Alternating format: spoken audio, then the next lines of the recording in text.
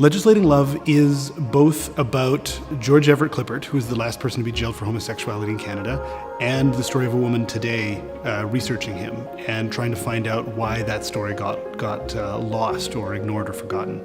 So when I first joined the project and started talking about it just with friends and people in the community, everyone was blown away by the fact that you start talking about, oh, there was this bus driver and he lived in Calgary and he was the last man arrested for homosexuality in Canada. And everyone stops and is like, this was a Calgarian?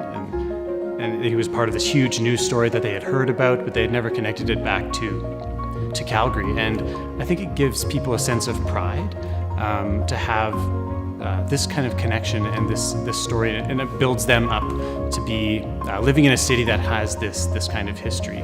Some of the challenges are finding individuals who feel comfortable enough talking about the past, because we were a pretty oppressed minority. And another challenge for doing this kind of research is our institutions and archives and libraries. We're not collecting queer information. It was sort of not even considered in the historical landscape. For example, the Provincial Archives of Alberta, I went there a couple of years ago and asked for all their citations of gay community in Alberta, and they could only come up with 2 citations in with millions of artifacts and books and things like that. So we're creating our history as we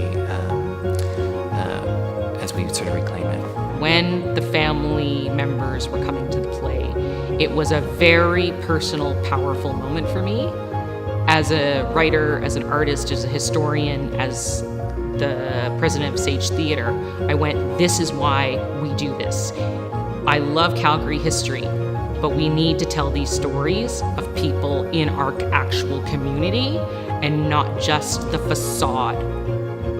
What was profoundly moving for me was to see those family members wanting to reach out to us as artists, to myself and the cast, to tell us more about Klippert, to want to share more of his life with us.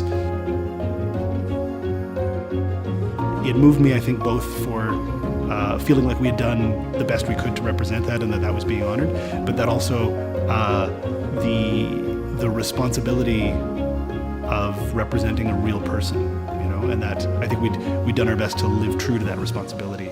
I think the play and the Everett Klippert story is incredibly important in a national context, because it was a Calgarian who actually changed the law in Canada, and it was his court case that decriminalized homosexuality. And so I think we can be really proud that it's a Calgary story and it has a national impact.